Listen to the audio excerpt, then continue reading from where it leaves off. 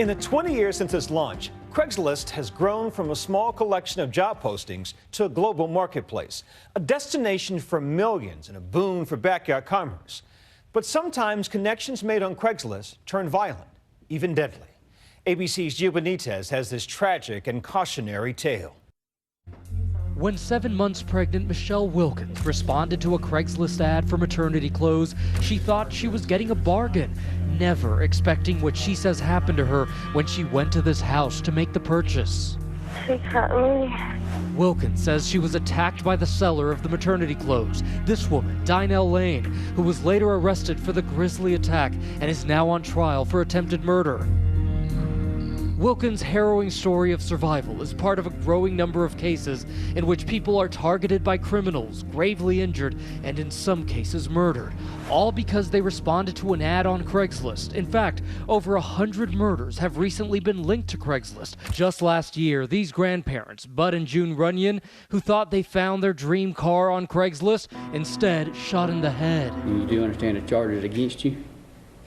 I understand. The alleged suspect, Ronnie J. Towns, is charged with murder, and prosecutors are now seeking the death penalty. Towns has not yet been arraigned. Who cut you? Downstairs. I don't know. Okay, hold on. Responded to. Hang on. Hold on. Answering that Craigslist ad for maternity clothes took a horrific turn for Wilkins when she says Lane stabbed her across her stomach and cut her unborn child out. The child did not survive. Lane was quickly arrested and charged with attempted murder, assault, and unlawful termination of a pregnancy. She pleaded not guilty. Miss Lane did not intend to kill Miss Wilkins. Closing arguments in Lane's trial took place today in Colorado. This after Wilkins took the stand, recounting her harrowing ordeal.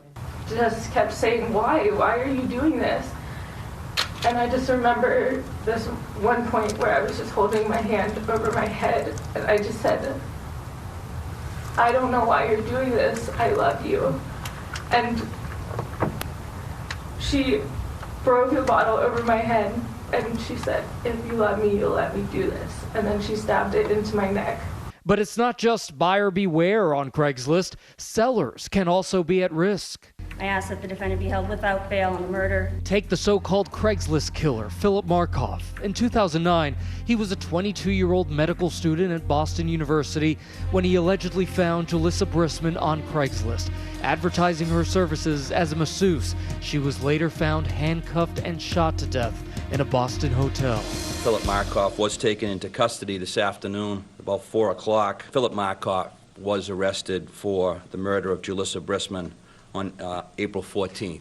Markoff was taken into custody after this surveillance footage was released, showing him leaving the hotel where Brisman's body was found. It appears that Ms. Brisman put up a fight.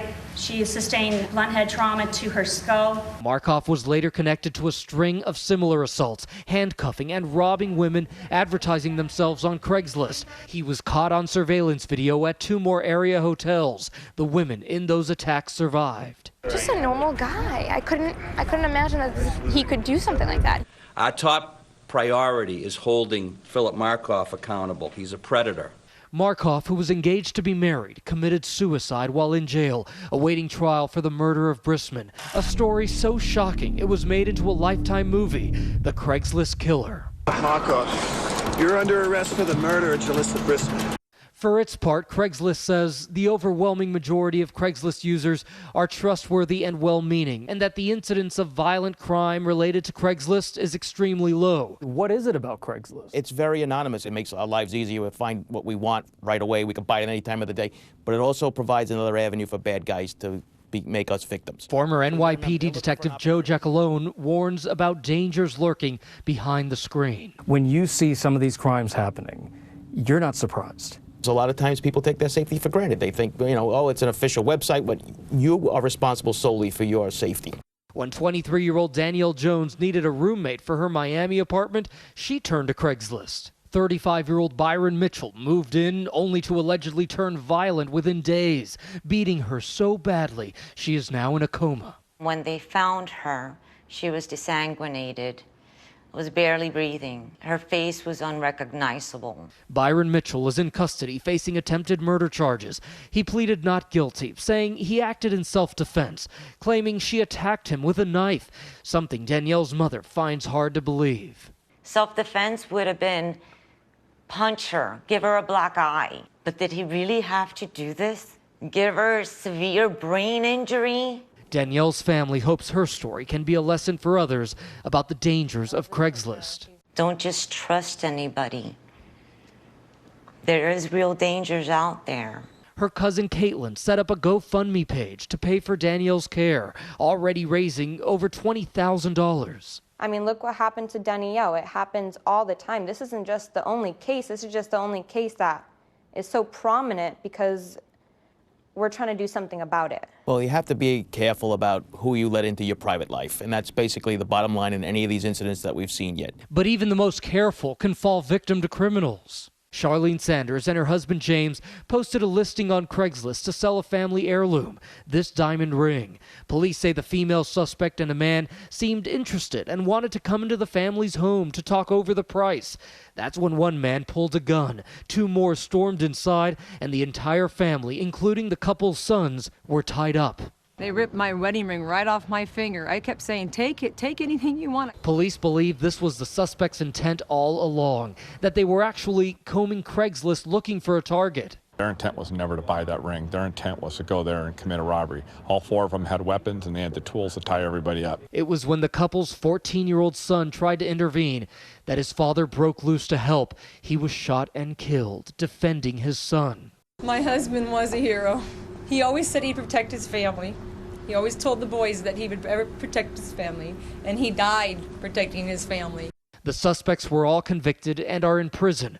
While Craigslist asserts that vanishingly few crimes are related to the site, they provide tips about meeting someone for the first time after connecting on the site. This is not an auction site. This is not something where you sell your goods like on an eBay where everybody has a registered name and you have a bank account attached to it.